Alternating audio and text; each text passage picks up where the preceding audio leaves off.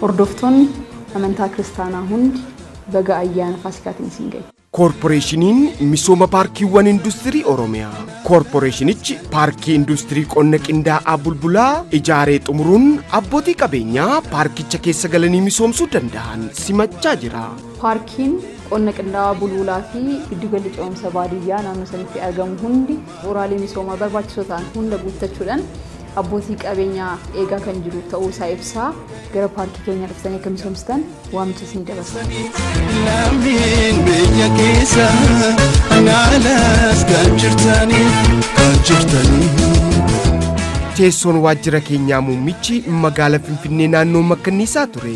Yeroo ammaa gara naannoo Meeksikoo embaasii Sudaan fuula duratti jijjiiruu keenya isiniif ibsina. Ayyaanichi kan jaalalaa, kan nagahaa fi kan badhaadhinaa akkasiin ta'uu hawwa. Korporeeshinii misooma paarkiiwwan industirii Oromiyaa.